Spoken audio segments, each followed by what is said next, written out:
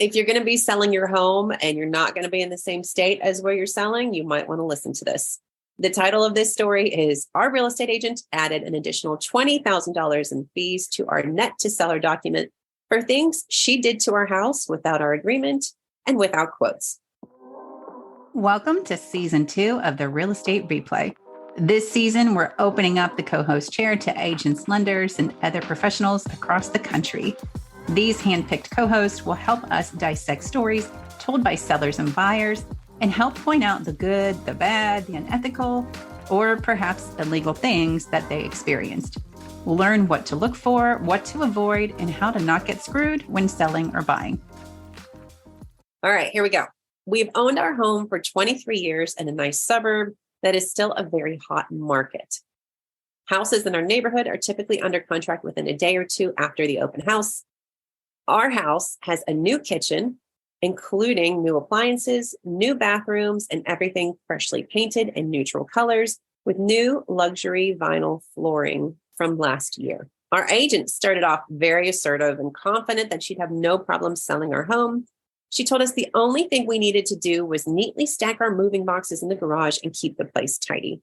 Our furniture is modern, clean, matching, and we've always received compliments on how pretty the house was. So we move out of state, leaving everything behind because we're told furnished homes sell better.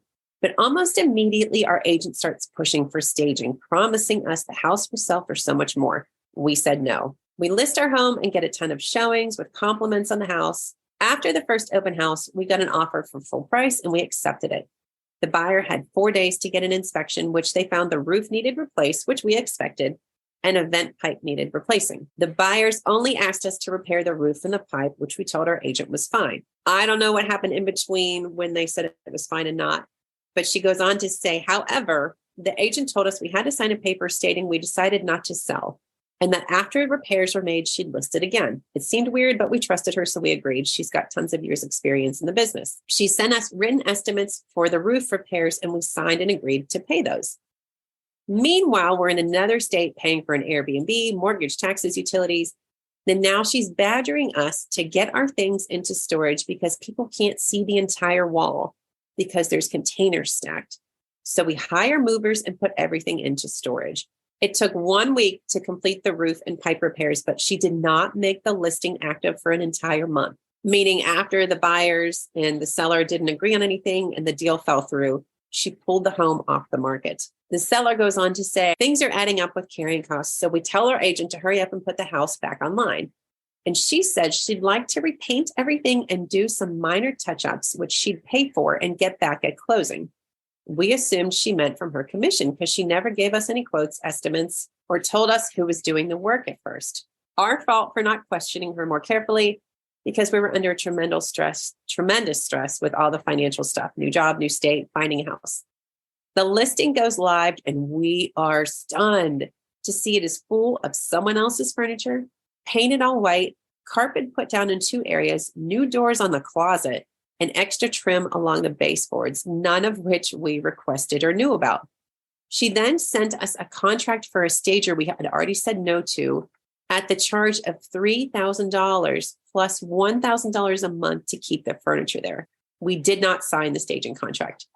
She said, it's already done, so this is just for the files. We are pissed. Our house is not some $1 million showplace. It's under 2,000 square feet suburban home, and she already raised the price $20,000. We then started noticing endless complaints about the poor quality of the finish and trim in the house, and that it wasn't worth the asking price. When we went back to our home state for Christmas, we were told we had to stay in a hotel because she doesn't want us in our home because the stager's property is not meant to be lived on. Since the home was relisted, we finally got an offer for the same amount that we were willing to sell it for to the first buyers. So that extra $20K didn't seem to do anything.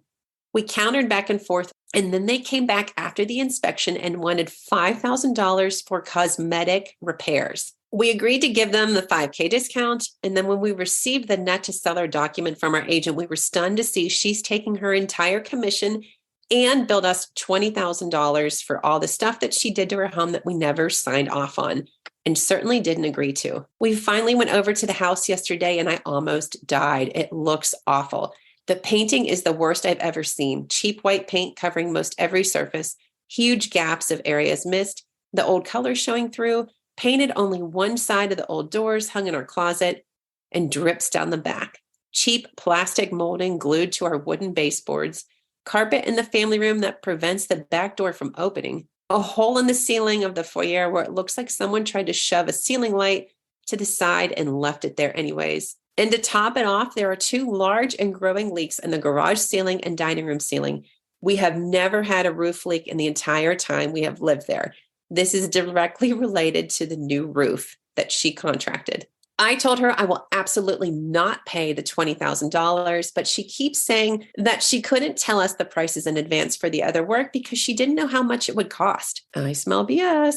She just gave us a list of names with the amounts next to them with no explanation of who they are or what they did. Oddly, about $5,000 of this is credited to a man with her last name. Apparently, he was the painter. And spoiler alert, it ended up being her brother. Not only did she ruin the interior of our home, in my opinion, but she actually ended up in contract to sell for less than what we would have the first time around with the buyers. And we'd incurred $14,000 in charges being forced to pay rent, mortgage, 2 utilities, taxes, homeowners insurance, and storage fees for all our furniture and personal items. It's a living nightmare. Oh boy. So let's sum it up here. The homeowners were out of state, trusted this well-known broker to sell their home. After the first deal fell through, she took their home off the market, had them fix the 2 things the inspector pointed out, which they did. And after a month, was getting ready to relist, but told them she needed to do some work, ended up spending $20,000 that they didn't know about. So after adding that quote, $20,000 in work, the home ended up selling for less than what they would have for the first buyer. So what the hell happened here? Before we get into what the heck happened with the story, why don't you introduce yourself and why you are what I have realized is like perfect person for this story to dissect. Yeah. So my name is Brandon Spinner. Well, William Brandon Spinner. I run a team called the Property Exchange Group under Real Broker. And I've been a licensed agent for 6 years, going into my 7th. Last year in 2022, I got my broker's license along with getting in New Jersey, along with getting my PA real estate license as well, so that I can service on both sides of the bridge because we're so close proximity to Philadelphia, where I'm at, in Collingswood and the Haddon Township area of New Jersey. So my team spans from the main line of Philadelphia all the way out to Atlantic City, Burlington, down to Cape May. And really, we got into business, me and my business partner, for the Property Exchange Group, was to really focus on investors. And that's who my primary business has been for years, is investors. Owner occupants are great to work with because it's a fast paycheck and I enjoy it. But I enjoy it because the fact that I can use all of my skills that I already do for my investors towards my buyers. And therefore, like, I save them from a lot of headaches because I go through hundreds of properties in a month because I'm looking at them as an investor to buy for myself or with other investors. So like, I go through a lot of inventory. And I do a lot of rehab. So I've been part of, over 60 or 70 rehab projects in my 6 years. And I just see it. I try to see it before the home inspector sees it. You know what I mean? So if I can get in front of the problem and get a contractor in there instead of a home inspector, that's what I do. You know what I mean? If it's a foundation issue, if it's anything structural, then it's like I'm going to an engineer. I'm not going to a home inspector. You know what I mean? Right. So those are the things that I try to help my clients mitigate before it's actually really a problem. So let's go through. They had an offer. They had a full price offer, and then the inspection came through and there was issues with the roof and some piping, which they agreed to fix. But I don't know if the buyers said, forget it. I don't know, but their agent handed them a termination of the contract to sign and said, okay, well, we will fix this. And then we will relist it. That was a month-long process. So, in your experience, if it's like a roof and some piping and the seller's agreeing to fix it, even if the buyer walks, like, what is a good protocol? Is it to keep it live and fix it? Is it to fix and relist? No. And why would this person wait a month to relist the home after fixing it? Well, first off, probably that repair shouldn't have taken a month to be done. Right. Well, it took a week. She said it took a week. Oh, took a week. Okay, good. So the fact that it took a month to relist, I would say it probably fell under, it fell through the cracks. And she was like, "Oh shit, I got that listing over there that I I need to go Right. get relisted." Right. That's probably what I would say is the scenario for the why it took a month if the repair was done in a week. But personally, I do not agree with removing unless it's like a construction zone. Like it's literally like you're ripping up carpet and there's going to be equipment everywhere and tools and things. Then if it's still a safe place to show, then you continue showing that.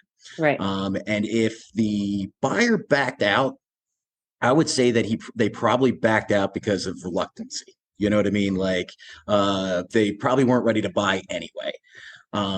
So that's probably not on the agent's fault. Probably the buyer's agent was also probably unable to communicate properly with the buyer. Okay. So there's probably a lot of things that really went wrong in this whole scenario from what I've read that you said. A lot of communication issues going on. Yeah, exactly. So for things like the roof and the piping, you and with most of your clients suggest to keep it live unless it's dangerous to have people walk through. Exactly. And really a roof repair probably got done over during the week anyway. And the majority of showings are on the weekend. So why take it off the market? And the only thing that I would be doing is doing a lot of disclaimers to every agent that called, like scheduled appointment. I'd be calling them like, yo, by the way, we just had a bad home inspection. The reason why it's back on the market is because we couldn't come to an agreement. And then we start telling them what they can do, that what we're doing because of X, Y, Z.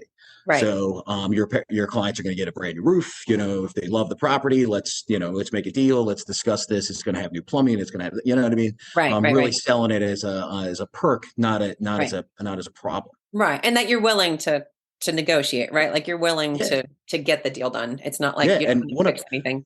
Personally, one of my favorite things to do is to give it to people and say, hey, look, like, do you want us to do this? Or I can sell it to you at this price and you can do it. You know what I mean? Are you a handyman? Are you capable of doing this yourself? Great. Right. Here's a benefit to both parties. Right. Save me the time and the headache.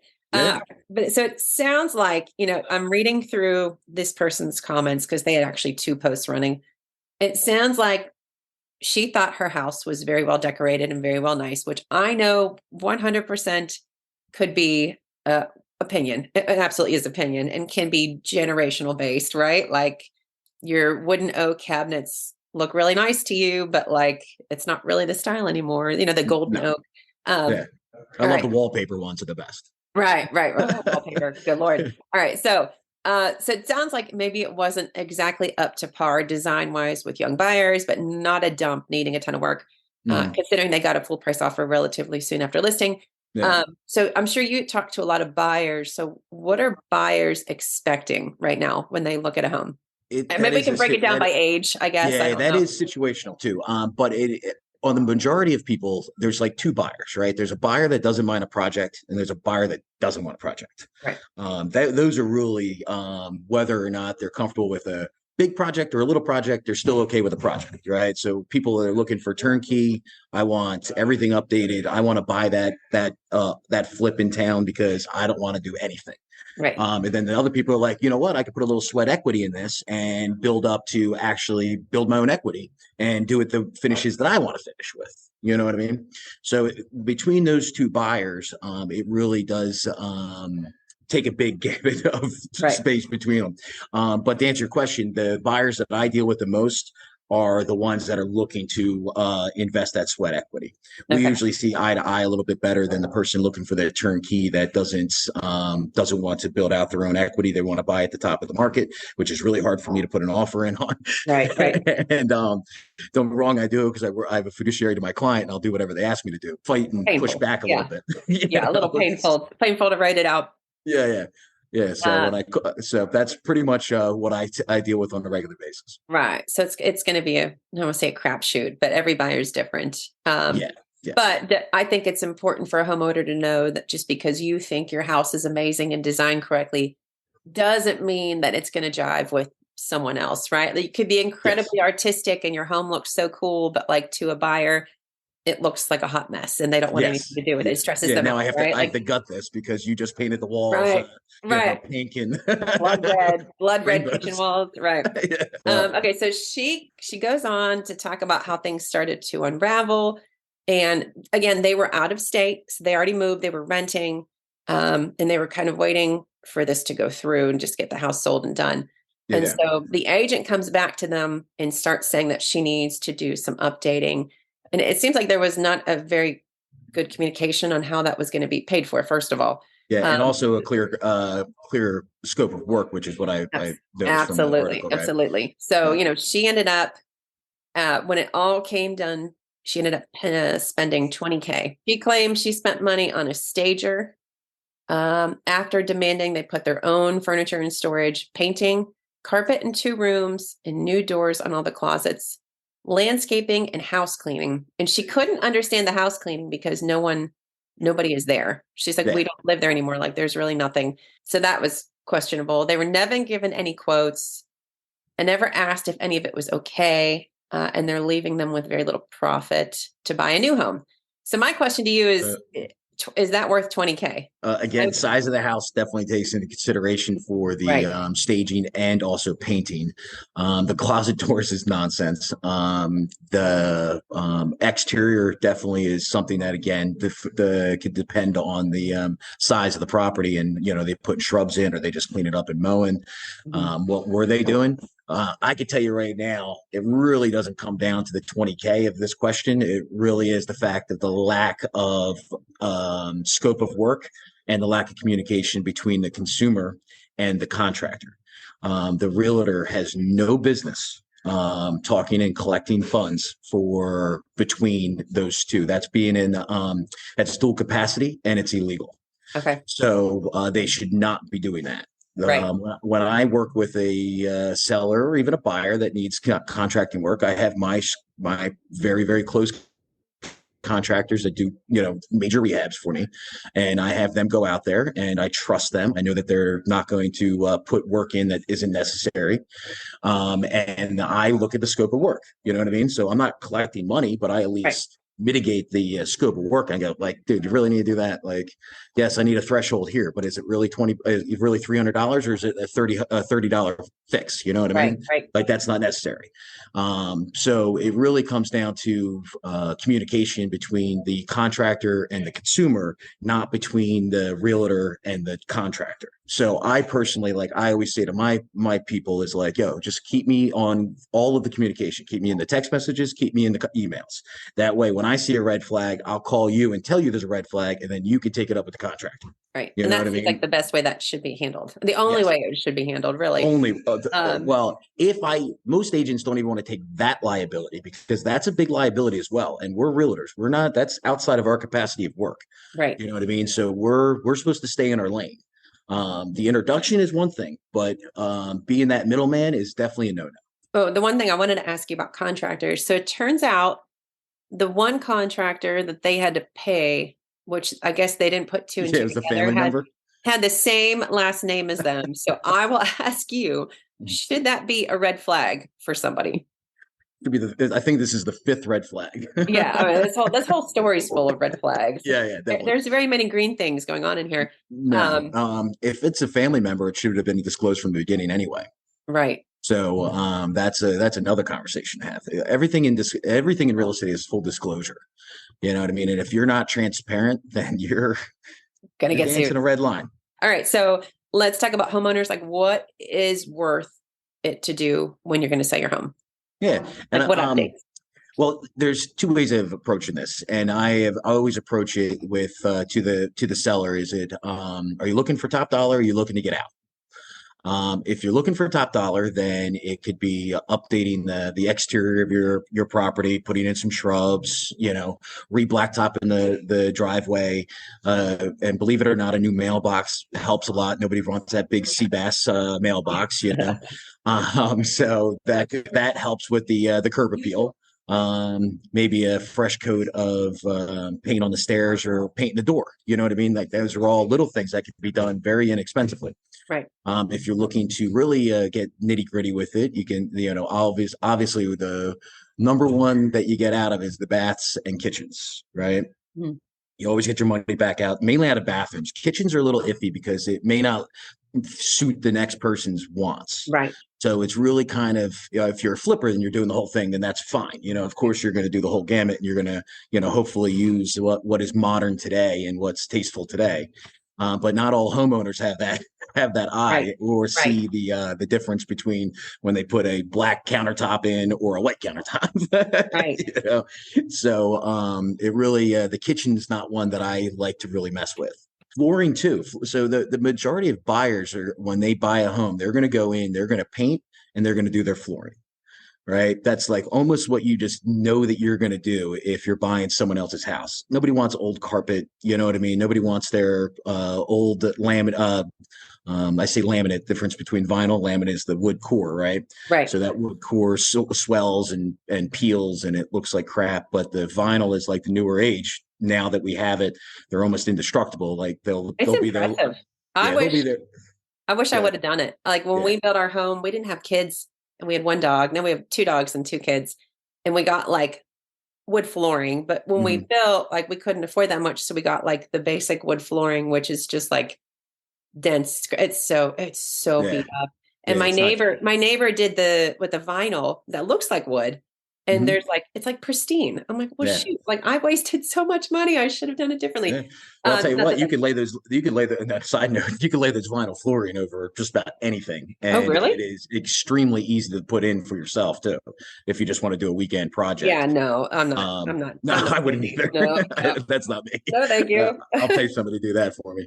So it really just depends on what the seller's ultimate goal is, and really what their financial situation is. Maybe they only have a couple $100 to put into the house to make it look okay. So maybe we gut the house and we restage with their own stuff. Like, so they're instead of the third bedroom being a bedroom, maybe we take the smallest bedroom out, gut it, and we put a cheap IKEA desk in there, so it looks like a nice office. So it's like you're staging on your own. You're not paying someone else to stage. Right. You know what I mean? So it's like things that you can do that, the biggest thing is decluttering. That is the ultimate. I have tried. We do that on Selling Later. When people post their home, there's like every month, like something you can do that we tell you to like help get you ready. Right. And 3 out of the 12 months are like, throw your shit away, like donate your stuff, like please do something.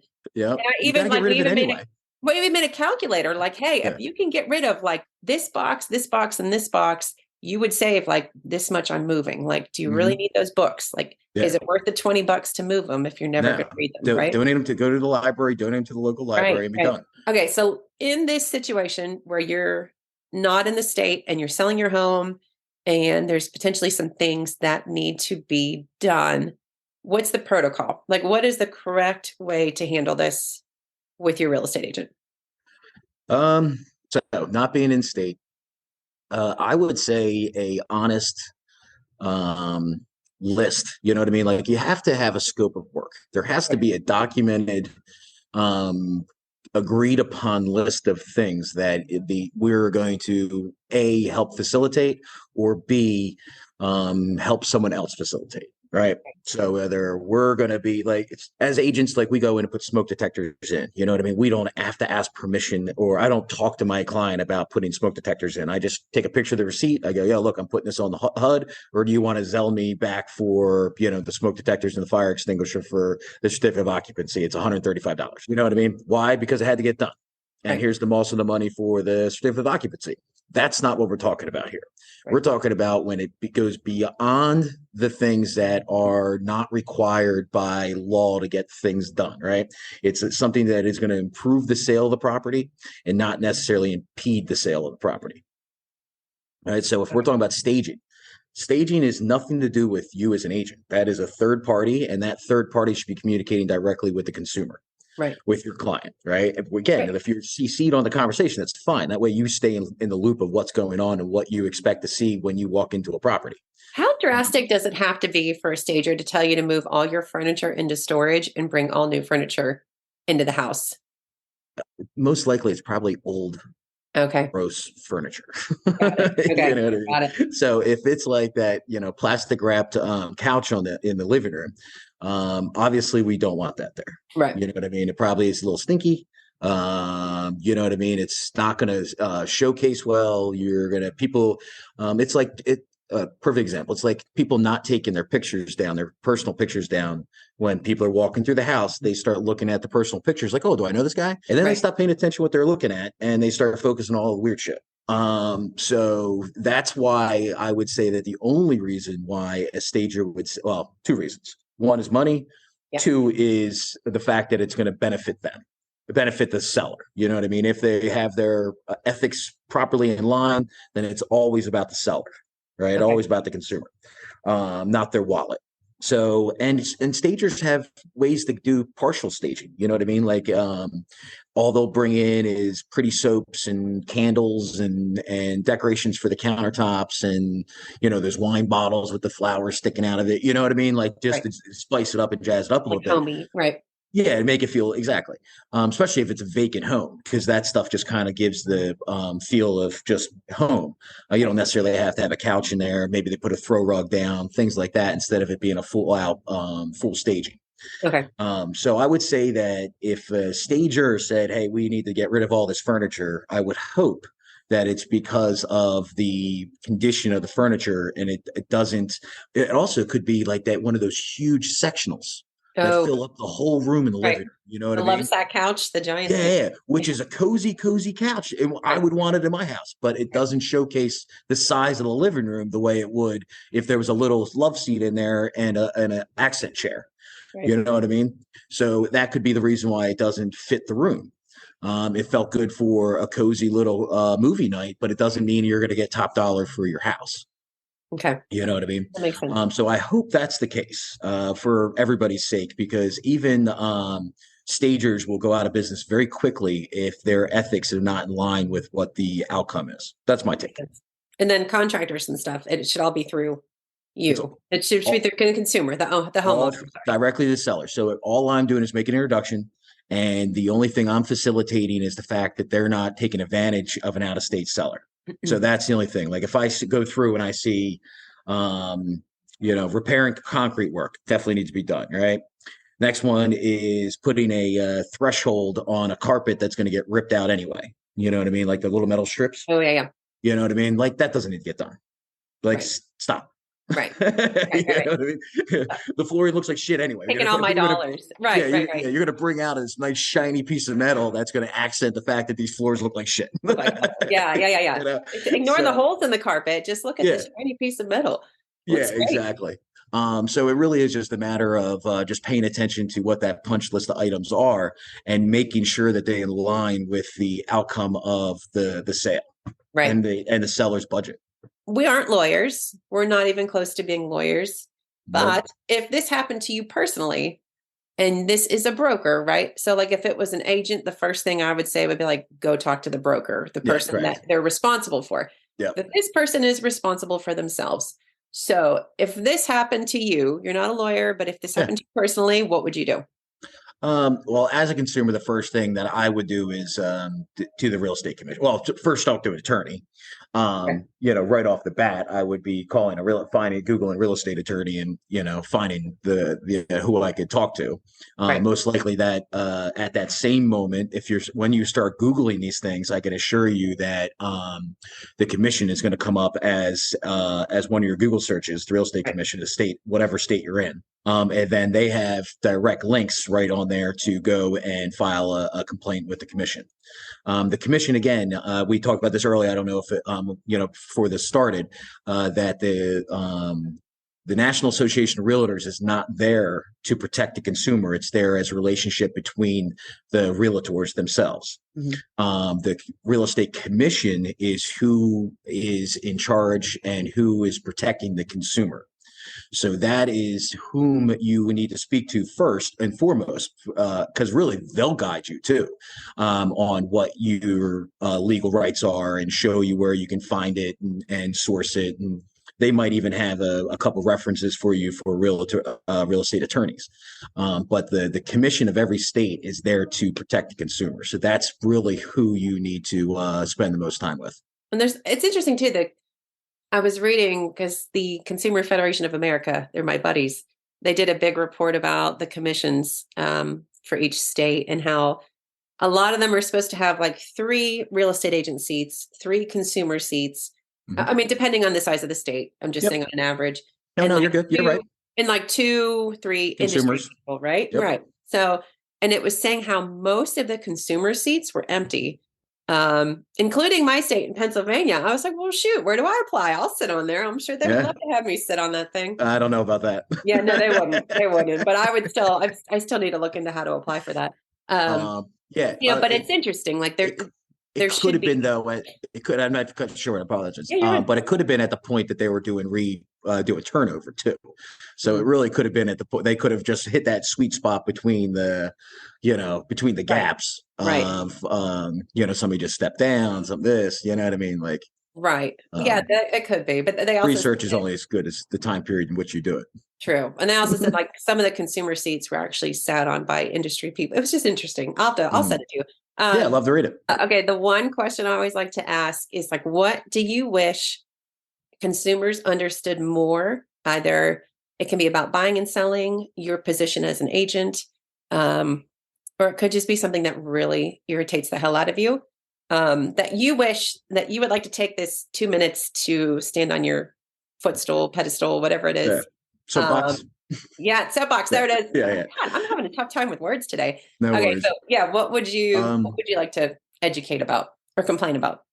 It's really the more and more that I dig deeper and deeper down the rabbit hole in this industry, I realize how little consumers know about transactions of purchasing and selling real estate. I believe, and I personally believe this from the bottom of my feet, is that in school, in high school, you should be taught real estate. I think it should be a normal class, just like high-end accounting classes. Don't even talk about real estate. You know what I mean? So real estate should just be a fundamental understanding at a grade school or high school level, because just knowing how money is created, and again, this is probably why it's not taught, because most teachers don't even know how money's created. You know what I mean? But the transaction of a real estate transaction is almost the cornerstone of our GDP in the country. You know what I mean? So like we as consumers all have to live somewhere. Right. You know what I mean? Of course, there's homeless people. We all know it. Right. But you don't want to be homeless. So you have to buy something or rent something and understand what it means to have a roof over your head and what it takes to get that roof over your head, between construction costs, between, being what it looks like to even be a landlord. Most people just don't understand the ins and outs of a single transaction. And I think that if it was taught at as a fundamental out of high school, that I think that you would see a lot of different approach to consumer fraud cases, because people are like, well, that's a red flag. I don't think that you're allowed to do that. You know what I mean? Yeah. That's illegal. No, thank you. Yeah. And I know that because it was just one of my classes in high school. And you don't have to know the ins and outs of it. You just have to know the fundamentals of it. So I think that's probably my biggest pet peeve, is that when I got into real estate, I literally knew nothing. It was a friend of mine that got me into it. I was like, yeah, whatever. You know what I mean? It's better than, the best job I have right now. And I'm not going back to waiting tables. Right. So yeah, sure. I'll go sell some houses. And when I got into it, it was like, as soon as my first 4 sales, I knew more things in 4 sales than every consumer that I stood next to. Right. Majority of the consumer, I should say, not every. Right. So I think that's a big detriment to this country, is the lack of knowledge of what it looks like for a full length transaction, from just I'm not even referring to finding a house. You know what I mean? Just the legal transaction of real estate. Right. Or the cost of homeownership too, right? Yeah. Like, what can you expect? And there's so many first-time homebuyer courses. I wish more people would take them like a year before they actually want to hit the market, or like meet a lender a year before. And not to piggyback, but I also think we expect consumers to understand how to dissect a like 20-page contract. Yeah. When right. And when I looked it up, the average American has a middle school reading level, right? Mm-hmm. And so we expect like that, the whole MV Realty thing. I don't know if you were watching that company that was offering people like $500 now if you just let us sell your home later. Oh, and yeah. And then they were putting a buddy of mine's actually doing recruiting for him because he got the contract for the hiring because they're doing the call centers. He's just a recruiting company. You know what I mean? Right, Just a hiring company. It's insane. He was insane concept. $500? Come on. Right. For you're likely paying that. It's just that coming out of the commission, you're going to pay them anyways. But so anyway, so, their theory was, hey, like it's all in the contract. But this lawyer was like, this is a 10-page, heavily dense contract that even I myself had to sit down and really comb through. So it's like, you can't. And you just feel bad, like for consumers, it's always like, well, you signed up for it. Look at the terms of agreement. Like we don't read all that stuff. Like nobody does. Everybody's like, click and go. And it's like, what are we really signing up for? But like, how do we even know how to dissect that? So I'll piggyback that, like real estate contracts, everything. And that's where so in New Jersey, we have a 3-day attorney review period because realtors are not attorneys, right? We use fill in the blank contracts. And it's ridiculous. I literally, so during listing appointments and things, I go through the contracts with my client as just a fundamental, like here, this are the things you need to pay attention to, obviously going to read this whole thing, but I don't want this to be foreign to you when you get it the day that you have to sign it, but the majority of people, like, until I started going through it, I had to get taught how to read that contract. You know what I mean? Right. So it's still like, it's just one thing that we lack certain fundamentals in this country that are mandatory that we're expected to know, but we're not taught, what I mean? So contractual law is very, very difficult.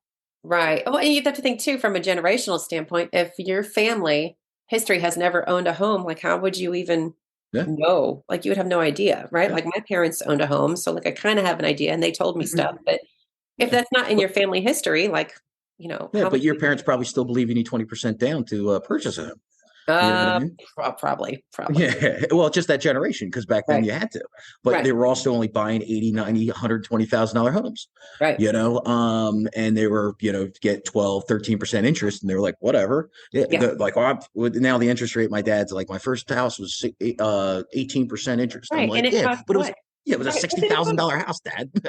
What did it cost versus what you were making? Because that gap now is like this. It's drastic. So when we saw that, it was a perfect example of just interest rate example is during this whole a huge hike. I had a client that was qualified for $400,000 back in the early beginning of this year for the hike of the interest rate.